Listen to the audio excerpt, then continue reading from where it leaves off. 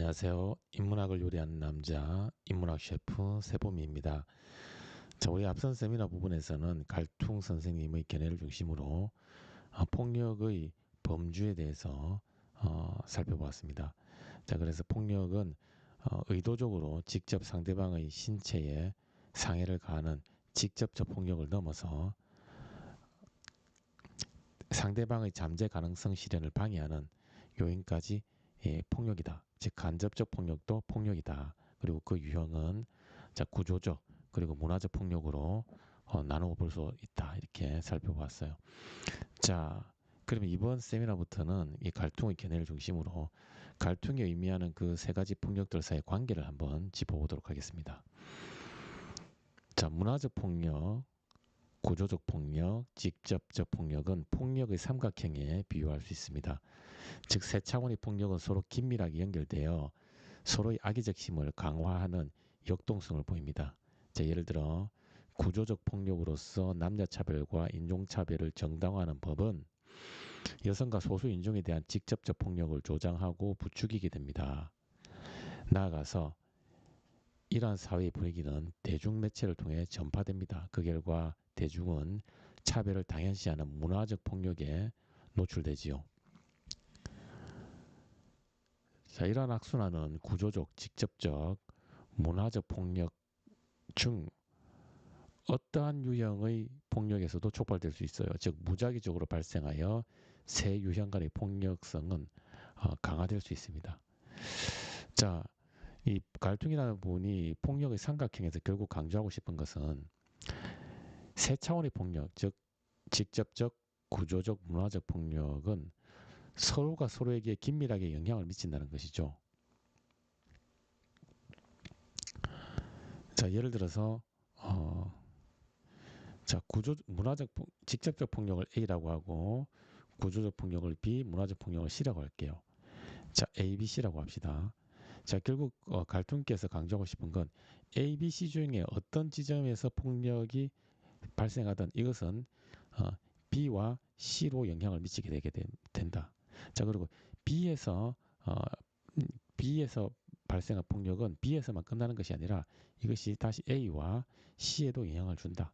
자, 그리고 C에서 발생한 폭력 역시 C 차원으로만 끝나는 것이 아니라 B와 A로 영향을 준다는 겁니다. 그러니 결국 이 세 차원의 폭력은 서로 독립적으로 별개의 영역으로 독립적인 별개의 영역이 아니라 서로 영향을 미치게 되는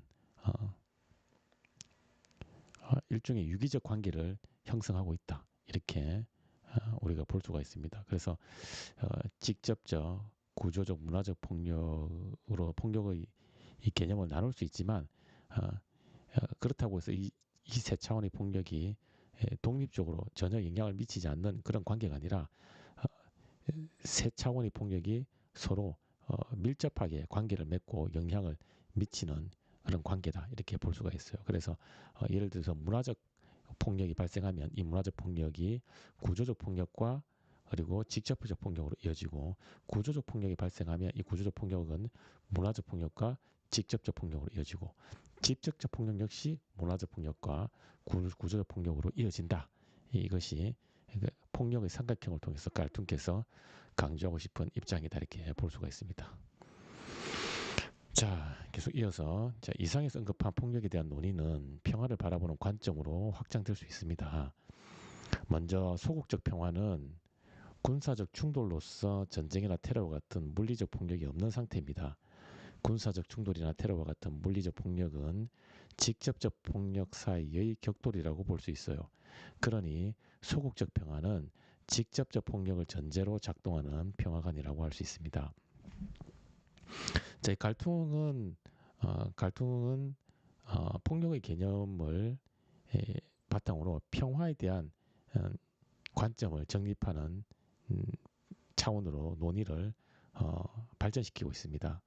자, 그래서 평화의 유형을 갈등은 소극적 평화와 적극적 평화로 구분을 하는데요. 먼저 이 소극적 평화와 관련하여 소극적 평화는 앞서 언급드린 직접적 폭력이 없는 상태를 우리가 소극적 평화라고 할 수 있어요.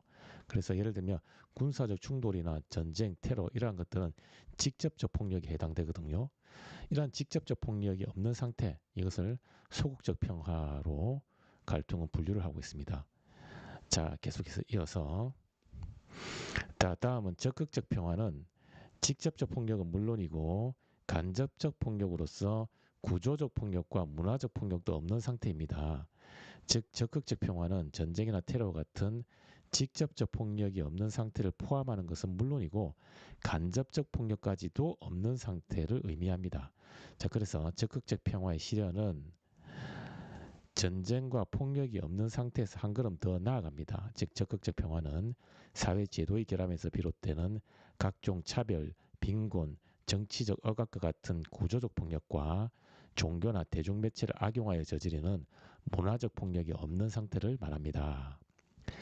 자, 이 갈퉁은 적극적 평화를 강조하고 있는데요. 적극적 평화는 앞서 언급드린 폭력 개념과 관련짓자면 직접적 폭력이 없는 상태를 포함합니다. 이거 플러스 직접적 없는 폭력이 없는 상태는 물론이고 구조적 폭력과 문화적 폭력까지 없는 상태를 이야기합니다. 자, 그러니 이 적극적 평화는 직접적 폭력과 구조적 문화적 폭력으로서의 간접적 폭력 모두 사라진 상태, 이것이 바로 적극적 평화의 상태이다, 이렇게 볼 수가 있습니다. 적극적 평화의 상태에 이르면 개인의 존엄성, 인권이 온전히 보장이 될 수가 있습니다. 자, 그래서 그리고 이 갈퉁은 바로 이 적극적 평화를 진정한 평화로 보고 있다, 이렇게 볼 수가 있습니다. 자, 여기서 유의할 점은 적극적 평화가 그저 간접적 폭력, 즉 구조적 폭력과 문화적 폭력이 없는 상태를 의미하는 것이 아니라 적극적 평화는 직접적 폭력이 없는 상태를 포함한다. 즉 직접적 폭력이 사라진 상태에서 거기에 더하여 구조적 폭력과 문화적 폭력까지 없는 상태를 적극적 평화로 규정하고 있다, 이렇게 보고 있습니다. 자, 결국 전쟁의 부재가 곧 평화에 대한 완전한 보증은 아닌 셈이죠. 진정한 평화를 위해서는 직접적 폭력뿐만 아니라 구조적 폭력과 문화적 폭력도 없는 상태가 되어야 합니다. 자, 그래서 갈등이 바라보는 진정한 평화, 그것은 바로 직접적 폭력과 구조적 폭력, 문화적 폭력까지도 없는 상태를 갈등은 진정한 평화를 보고 있습니다. 결국 갈등이 보는 진정한 평화는 소극적 평화를 포함하고 그 소극적 평화를 넘어서는 차원까지, 즉 구조적 폭력과 문화적 폭력이 없는 상태까지 도달하는 그러한 차원의 평화를 진정한 평화로 보고 있다, 이렇게 정리를 할 수가 있습니다. 자, 지금까지는 이제 평화 관련한 쟁점을 다루었고요. 이제 계속해서 이어서 해외 원조와 관련한 쟁점으로 넘어가도록 하겠습니다. 자, 넘어가기에 앞서서 한 번 더 정리하자면 우리가 평화와 관련하여 앞서 칸트와 갈퉁 선생님의 견해를 다뤘는데요.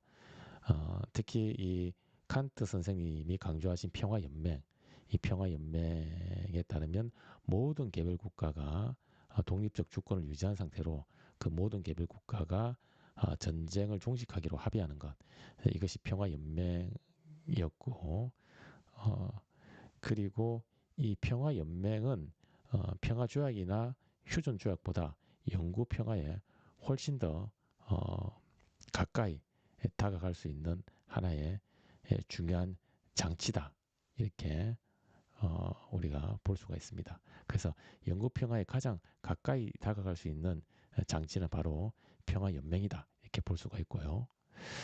자, 그리고 우리 갈퉁 선생님의 견해와 관련해서는 갈퉁이 보는 진정한 평화, 즉 적극적 평화는 직접적 폭력이 없는 상태를 포함한다고 그랬죠. 그러니 당연히 전쟁이나 테러와 같은 직접적 폭력이 없는 상태를까지 적극적 평화는 포함을 하고 있다라고 볼 수 있고요.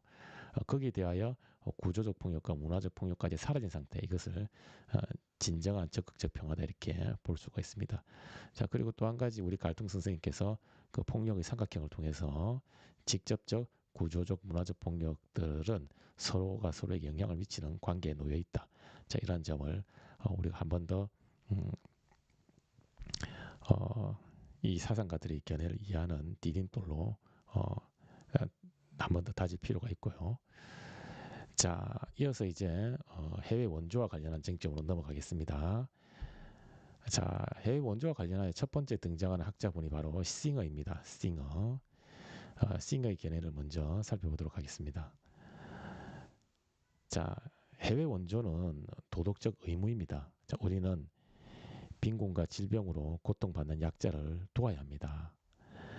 해외 원조의 경우 성인들이 기꺼이 감수하는 희생만큼의 비용이 들진 않아요. 특히 부유한 국가의 사람들이 약간의 사치만 자제하면 빈곤한 국가의 생명을 구할 수 있어요. 즉 해외 원조는 한국의 고 이수연님이나 테레사 수녀님처럼 성인이 감수하는 수준의 엄청난 희생을 요구하지는 않습니다. 만약 자신의 생명 혹은 모든 재산을 포기해야 하는 수준의 희생이 필요하다면 해외 원조는 초과 의무의 영역일 것입니다. 하지만 수익의 일정 부분만 비용으로 지불하면 빈곤한 국가에서 기아와 질병으로 생존이 불확실한 사람들을 살릴 수 있습니다. 자, 그러니 해외 원조는 선택이 아닌 도덕적 의무의 영역입니다.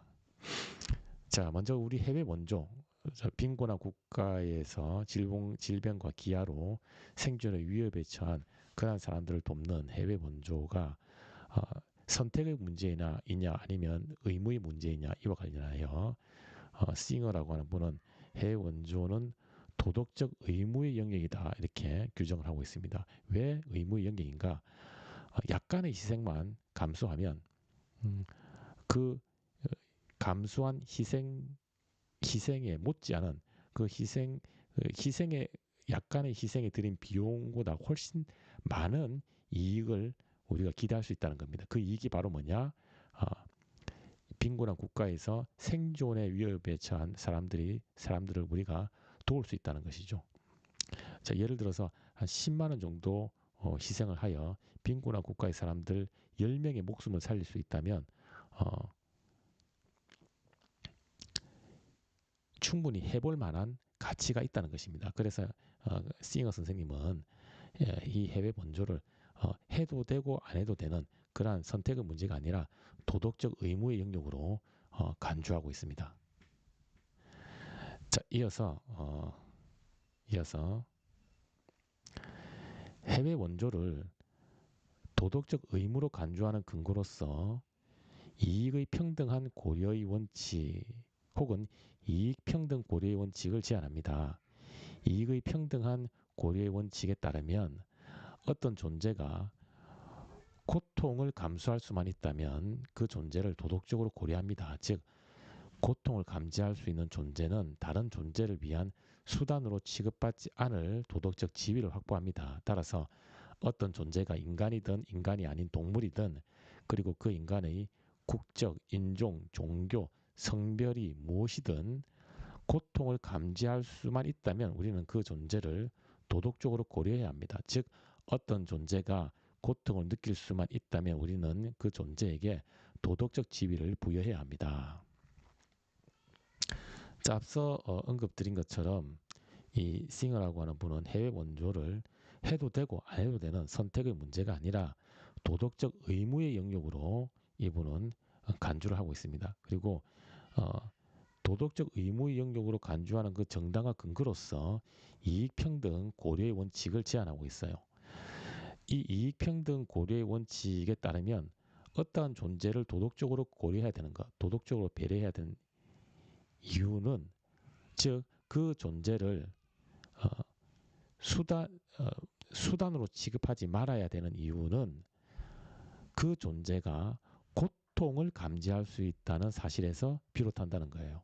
자, 그러니 어떤 존재가 고통을 감지할 수 있는 그러한 능력을 가지고 있기만 하면 그 존재를 어떤 목적 실현을 위한 수단으로 취급해서는 안 된다는 거예요. 즉 도덕적으로 배려해야 된다는 것이죠. 즉 도덕적 지위를 부여해야 된다는 거예요.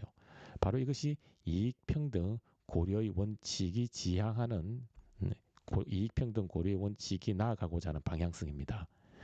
자, 그래서 결국 이 싱어라고 하는 분은 이익평등 고려의 원칙을 바탕으로 어떤 존재가 고통을 감지할 수 있기만 하면 우리는 그 존재를 도덕적으로 배려해야 된다. 도덕적 지위를 부여해야 한다. 이렇게 어, 보고 있습니다. 도덕적 지위를 부여한다라기보다는 우리가 함부로 그 존재를 취급하지 않는 도덕적 배려의 대상으로 우리가 포함을 시켜야 된다. 이렇게 보는 것이 조금 더 적절할 것 같습니다. 자, 그런데 빈곤한 국가의 빈곤한 국가에서 기아와 혹은 질병으로 고통에 직면하고 있는 사람들은 이 싱어의 이익평등 고려 원칙에 따르면 고통을 감지할 수 있는 존재입니다. 왜냐하면 그들도 인간이기 때문에 우리와 같은 신경 시스템을 가지고 있습니다. 같은 인간입니다. 그러니 고통을 감지할 수 있겠죠. 따라서 우리는 그 빈곤한 국가에서 질병과 기아로 생존의 위협에 처한 사람들을 도울 의무가 있다는 것이에요. 결국 해외 원조의 의무는 어떤 존재가 고통을 감지할 수 있다는 사실에서 비롯된다.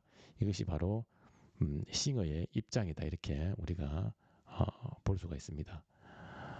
자, 이어서 싱어께서는 계속해서 결국 해외 원조에 참여하는 행위는 이익평등 고려의 원칙에 부합하는 셈이지요. 내가 돕는 사람이 나한테 10야드 떨어진 곳에 사는 이웃의 아이인지 아니면 이름도 알지 못하는 만 마일 떨어진 벵골에 사는 벵골인인지가 나에게 도덕적으로 아무런 차이가 없습니다. 즉 이타적 행위와 관련하여 고통을 느낀다는 사실이 물리적 근접성보다 우선합니다. 오직 도움이 필요한 사람이 고통을 감지하고 있다는 현상만이 도덕적 고려의 기준입니다. 그래서 이 싱어는 해외 원조의 근거를 이익평등 고려의 원칙에 두고 있어요. 그러니 어떤 존재가 고통을 느끼기만 하면 우리는 그 존재를 도와야 될 의무가 있다는 것이죠. 자, 그러니 나와 얼마나 멀리 떨어져 있느냐 혹은 가까이 떨어져 있느냐는 내가 도와야 되느냐 도울 필요가 없느냐를 결정하는 기준이 아니라는 거예요. 그 기준과는 물리적 거리의 가까움 혹은 먼, 즉 물리적 근접성과는 전혀 무관하게 오직 고통을 감지할 수 있기만 한다면 그 존재가 고통을 감지하는 능력을 지니고 있기만 한다면 우리는 그 존재를 도덕적으로 고려할 필요가 있다. 즉 도와주어야 할 이타적 행위를 베풀어야 될 의무가 있다는 것이 바로 싱어의 입장이다. 이렇게 볼 수가 있습니다. 자, 계속 이어서 그런데 이익을 평등하게 고려하는 차원과 이익을 평등하게 대우하는 차원을 구분할 필요가 있습니다. 이익을 평등하게 고려하는 차원의 경우에 고통의 상대적 차이를 반영하여 배려합니다. 그래서 칼에 베어 아픈 사람보다 총상을 입고 고통에 직면한 사람을 우선적으로 치료해야 합니다. 반면 이익을 평등하게 대우하는 차원의 경우 고통의 상대적 차이를 반영하지 않고 무조건 똑같이 간주합니다. 그래서 칼에 베어 아픈 사람과 총상을 입고 고통에 직면한 사람을 똑같이 취급하지요. 즉 상대적으로 더욱 큰 고통의 양에 더욱 민감하게 조치하지는 않습니다. 자, 여기서 우리 싱어 선생님은 평등하게 고려하는 차원과 평등하게 대우하는 것의 이 차이를 명확하게 밝히고 있어요. 먼저 평등하게 고려한다. 원어로는 consideration을 번역한 것인데요. 이 consideration, 즉 평등하게 고려하는 차원은 고통의 상대적 강도를 고려하여 훨씬 더 큰 고통에 직면한 사람을 우선적으로 배려하는 것입니다. 자, 그래서 두 사람이 있는데 한 사람은 총상을 입고 한 사람은 칼에 베었다고 할 경우에 총상을 입은 사람의 고통의 크기와 위험성이 크지요. 그러니 총상을 입은 사람을 우선적으로 치료하는 것, 이것이 평등하게 고려하는 것입니다. 반면에 평등하게 대우, 트리트먼트라고 했는데 이 평등하게 대우하는 즉 트리트먼트 차원의 이 차원은 이러한 고통의 상대적 강도를 고려하는 것이 아니에요. 그저 고통을 겪기만 하면 똑같이 대우하는 것입니다. 그러니 총상을 입은 사람과 칼에 베인 자상을 입은 사람 중 어떤 사람을 우선적으로 배려할 것이냐, 이 문제를 고민하지 않아요. 똑같이 예, 예, 대우해야 된다는 것입니다. 그래서 예를 들어서 칼에 베인 사람이 총상을 입은 사람보다 먼저 병원에 왔다면, 치료를 받으러 왔다면, 순서가 앞선다면 그 사람을 치료하는 겁니다. 즉 총상을 입었다고 해서 우선적으로 그 사람을 배려하지는 않는 거예요. 즉 평등하게 고려한 차원은 고통의 상대적 강도를 고려하는 것이고, 그래서 고통의 크기가 훨씬 큰 대상을 우선적으로 배려하는 것이고, 평등하게 대우하는 것은 그런 고통의 상대적 강도와 무관하게 똑같이 대우하는 것입니다. 자, 이것이 바로 이익평등 고려의 원칙의 조금 더 깊은 의미라고 볼 수가 있습니다. 자, 그러니 어떻습니까? 이익평등 고려 원칙으로 우리는 해외 원조 의무가 정당화될 수 있는 거예요. 자, 왜냐하면 부유한 국가에서 고통을 겪고 있는 사람과 빈곤한 국가에서 고통을 겪고 있는 사람이 있다고 합시다. 자, 그러면 부유한 국가에서 요즘 유행하는 선제였고 티어라는 그런 드라마를 보지 못하는 고통에 직면한 사람과 빈곤한 국가에서 밥을 한 끼 먹지 못하면 죽을 수도 있는 위험에 직면한 사람 중에서 누구의 고통이 더 크겠습니까? 당연히 후자, 선제하고 티어를 보지 못하는 사람의 고통보다 밥 한 끼를 먹지 못해서 생명의 위협을 느끼는 사람의 고통의 크기가 훨씬 크겠죠. 그래서 부유한 국가에서 고통을 겪고 있는 사람보다 빈곤한 국가에서 훨씬 큰 고통을 겪고 있는 사람을 우선적으로 배려하는 해외 원조가 이익평등 고려의 원칙을 통해서 이것이 정당화될 수 있는 거예요. 자, 이어서 이익평등 고려의 원칙을 적용할 때 우리는 효율성을 계산해야 됩니다. 즉 이타적 행위에도 이 효율성이 필요합니다. 특히 왜 하필이면 해외에 있는 사람을 돕는가라는 회의적 질문과 관련하여 빈곤한 국가의 사람들을 돕는 것은 효율적 이타주의에 부합합니다. 자, 예를 들어 동일한 비용이 10만 원으로 누군가의 소원을 들어줄 수 있다고 합시다. 자, 우리가 10만 원을 부유한 국가에 사는 아이들의 소원을 이루어지는 이벤트 단체에 기부하면 소수의 몇몇 아이들이 그날 하루 행복감을 얻을 수 있습니다. 자, 그런데 그 10만 원을 실명의 위기에 직면한 아프리카 아이들을 후원하는 단체에 기부하면 수많은 아이들이 밝은 세상을 볼 수가 있어요. 자, 우리 시거 선생님은 이익평등 고려의 원칙을 적용할 때 효율성을 강조하고 있습니다. 사실상 이익평등 고려의 원칙에서 평등하게 고려하는 것과 평등하게 대우하는 것의 차이를 우리가 생각을 한다면 이익평등 고려의 원칙이 사실은 효율성을 이미 반영하고 있다고 볼 수 있어요. 즉 이익평등 고려의 원칙은 이타적 행위를 할 때 효율성을 고려해야 된다는 것을 반영을 하고 있습니다. 자, 왜냐하면 이런 것이죠. 이타적 행위를 할 때 동일한 비용으로 이타적 행위를 할 때 동일한 비용이 10만 원이라고 합시다. 그 동일한 비용으로 두 사람의 고통을 덜어줄 수 있고 그 동일한 비용으로 10사람의 이 고통을 덜어줄 수 있다고 합시다. 그런데 이 두 사람의 고통의 크기보다 훨씬 더 큰 고통의 크기를 10사람이 겪고 있다고 합시다. 그러면 고통의 크기와 고통의 수면에서 이 A와 B 중에 어떤 사람에게 어떤 A와 B 중에 어떤 옵션에 비용을 지불하는 것이 효율적입니까? 당연히 B라고 하는 옵션에 비용을 지불하는 것이 훨씬 효율적이죠. 왜냐하면 동일한 비용으로 훨씬 많은 사람 그리고 훨씬 큰 고통의 크기를 경감시켜 줄 수 있으니 이 B라고 하는 옵션에 비용을 지불하는 것이 효율적입니다. 이처럼 이타적 행위를 할 때 효율성을 고려해야 된다는 것이 싱어의 입장입니다. 싱어의 입장이죠. 자, 그런데 우리 앞서 드린 것처럼 이익평등 고려의 원칙에서 평등하게 고려한다는 것은 고통의 크기가 훨씬 큰 사람에게 우선적인 배려를 할 필요가 있다 그랬죠. 자, 이것은 무엇입니까? 고통의 크기가 작은 것보다 고통의 크기가 훨씬 큰 사람에게 우선적으로 배려하는 것이 그것이 효율적이라고 하는 것을 이미 전제하고 있는 거예요. 그러니 이 이타적 이익평등 고려의 원칙을 적용할 때는 항상 이 손실과 이익 사이의 효율성을 계산을 할 필요가 있는 것입니다. 계산을 제가 예로 든 이 케이스를 가지고 본다면 훨씬 고통이 큰 10사람이 고통을 들어줄 때의 이익이 100이라면 두 사람의 고통을 들어주는 이익은 한 20 정도 된다고 합시다.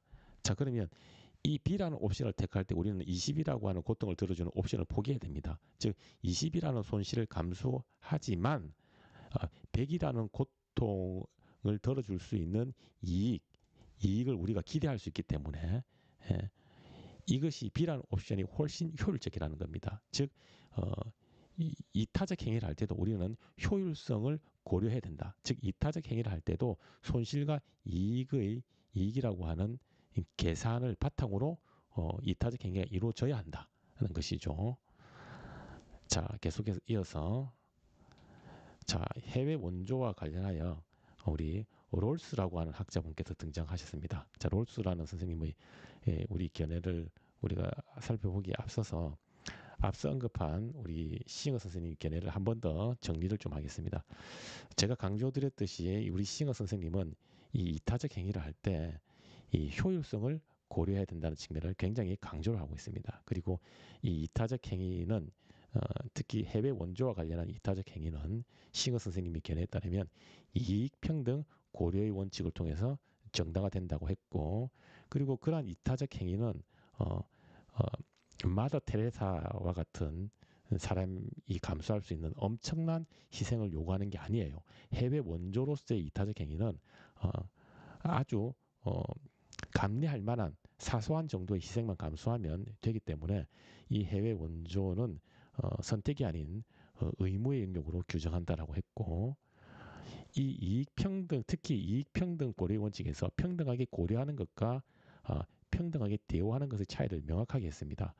즉 고통의 상대적 강도를 고려해서 훨씬 큰 고통의 직면에 있는 사람을 우선적으로 배려하는 것, 이것이 바로 이익평등 고려의 원칙이고, 이 싱어라고 하는 분은 바로 이익평등 대우가 아닌 이익평등 고려의 관점에서 이타적 행위, 해외 원조를 지지한다, 이렇게 볼 수가 있습니다.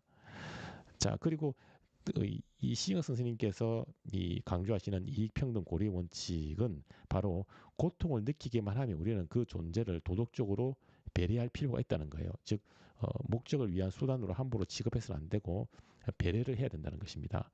자, 그러니 도울 것이냐 말 것이냐, 이타적 행위를 할 것이냐 말 것이냐는 물리적으로 나와 얼마나 가까우냐 뭔가와는 전혀 무관하고 오직 고통을 느낀다는 그 사실이 가장 우선적인 고려의 대상이다. 이것이 바로 싱어 선생님의 이 핵심적인 이 견해다. 이렇게 우리가 정리를 할 수 있을 것 같습니다. 자, 이어서 해외 원조와 관련하여 두 번째로 우리가 살펴볼 학자분은 바로 롤스라고 하는 분입니다.